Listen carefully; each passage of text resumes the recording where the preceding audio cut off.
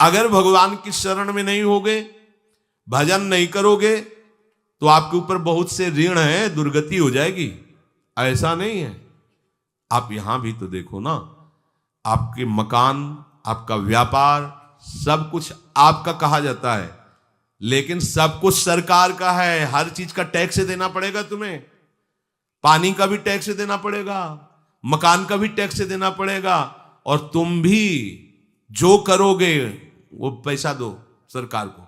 Tax तुम ऐसे free थोड़ी जा नहीं होता, देना पड़ता है ना।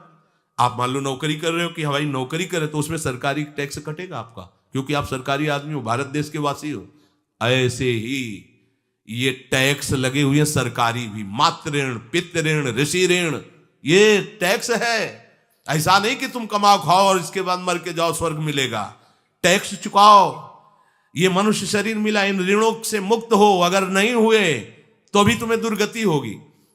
आप देखो, जब कभी ऐसी सूचना मिलती कि अमुक आदमी का अमुक धन पकड़ा गया, तो इनाम दिया जाता है क्या कि इतना कमा लिया? सजा दी जाती है।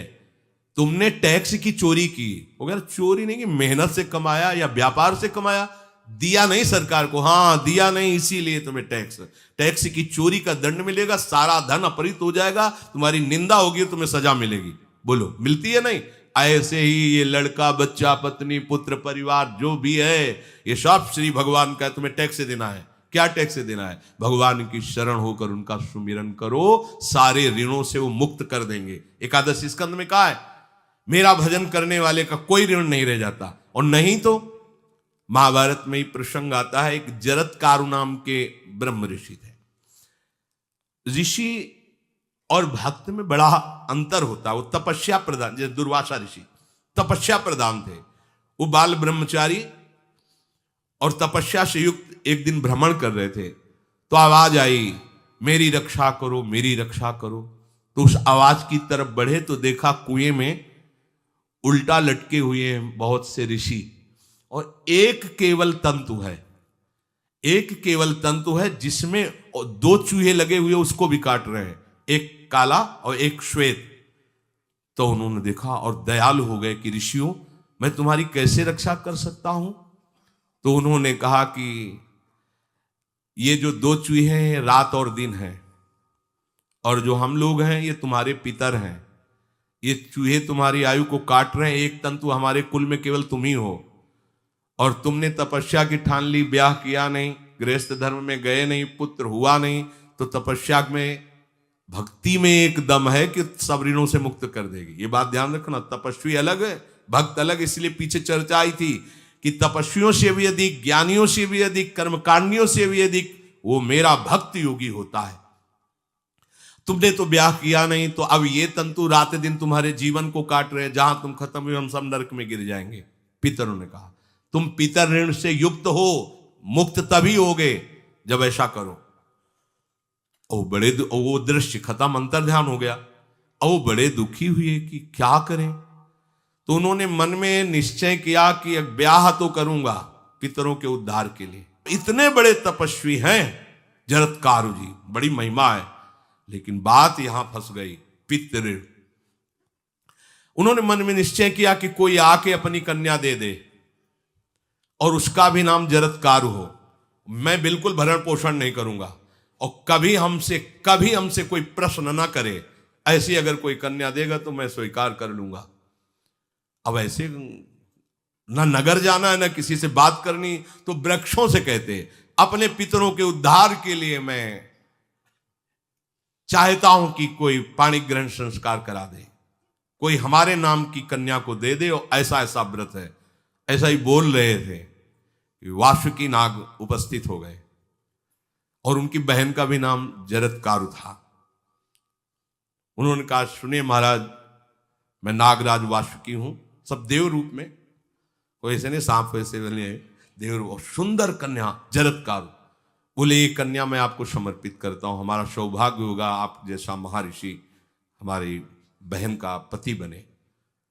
इसका भी नाम जरत्कारु है, और आपकी जो इच्छा है कि मैं भरण पोषण नहीं करूंगा, तो मेरे पास संपूर्ण वैभव है, आप भी पधारिए, मैं आपका भी भरण पोषण करूंगा, अपनी बहन का भी।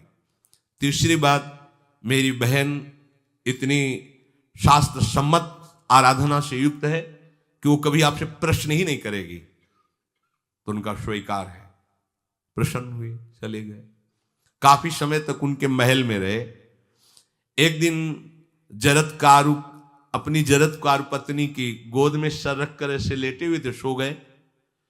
और शास्त्रज्ञ थी, संध्या का काल था। संध्या काल में निषेध है मैथुन करना, भोजन करना और स्वाध्याय करना। ये सब संध्या काल में बस भगवत स्मरण परायण लोकवत।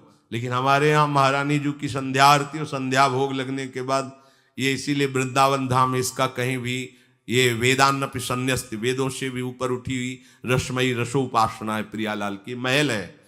ये जगत सिद्धांत नहीं है, ये जगदीश का भी सिद्धांत नहीं है, ये प्रेम सिद्धांत है। वृंदावन नित्य विहार रस है, इसलिए इसको बीच में बता देते हैं कहेंगे दूसरे को तो। और यहाँ शाम के तो भोग ही लगता है, गान बजान होता है, बकाया सिद्धांत है।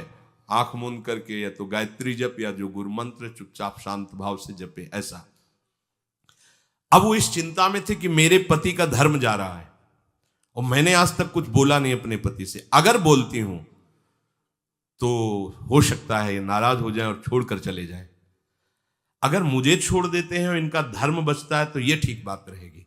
कितनी विवेकवान है। अगर ये सोते रह गए और सूर्य अस्ताचल को चले गए तो इनका धर्म लोप हो जाएगा। ये मैं होने नहीं दूंगी, अपने पति का धर्म लोप नहीं होने। और वो उस समय भी केवल एक लंगोटी लगा के रहते थे, अस्थिमात्र हो रहे शरीर। वहां भी ऐसा नहीं कि दूल्हा बन करके सज, नहीं, वैसे ही केवल पितरों की तृप्ति के लिए उन्होंने बात स्वीकार की थी। उन्होंने कहा महाराज उठिए, संध्या का समय है, शास्त्र निषेध करता है इस समय सोना नहीं चाहिए, नहीं आपके धर्म का लोप हो जाएगा। महाराज उठिए, सूर्य अस्ताचल को बस पहुंचने ही वाले हैं, उठिए।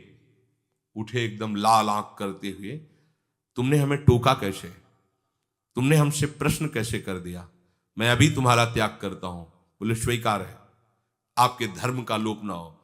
कहीं सूर्य अस्ताचल को चले गए, आपने अर्घ नहीं दिया तो जीवन भर की आपकी उपासना में कलंक लग जाएगा कि आपने संध्या काल में शयन करते हुए सूर्य आराधना नहीं की, आपके धर्म का लोप हो जाए। बड़ा सूक्ष्म धर्म का विषय। तो उनका सूर्य की ताकत कैसे कि मैं सोता रहूं और वो अस्ताचल को चले जाए, ऐसे महात्मा थे। का सूर्य की ताकत कैसे, भगवान व्यास देव जी ने लिखा है, किसी कहानी की बात नहीं। सूर्य की सामर्थ्य कैसे है कि मैं अर्घ ना दूं और अस्ताचल को चले जाएं, सूर्य तब तक रुके रहते जब तक मैं सोता रहता। पर तुमने टोक दिया, अब मैं चला। जब चले तो उन्होंने कहा हमारे गृहस्थ धर्म का जो फल होता है, आपके पाणी ग्रहण स्वीकार का जो फल होता है, उसको बिना दिए आप कैसे चले जा रहे हैं। तो उनका आस्ति वो है, चले गए। उसी से आस्तिक मुनि का प्रादुर्भाव हुआ और उन्होंने आगे बड़ा चरित्र है उनका, आस्ति, तो उसी से नाम रखा आस्तिक। आस्तिक उन्होंने जन्मेजय की यज्ञ को बंद किया। आप सोचो, एक पितर की तृप्ति के लिए उनको ये सब करना पड़ा। और श्री हरिशरणम और निरंतर भजन, तो मातृण, पितृण, देवऋण, ऋषि ऋण, सब ऋणों से उपासक मुक्त होकर के परम धाम को जाता है। एकमात्र भगवदास है। पर ये मूढ़ जन इस बात को नहीं जान पाते हैं।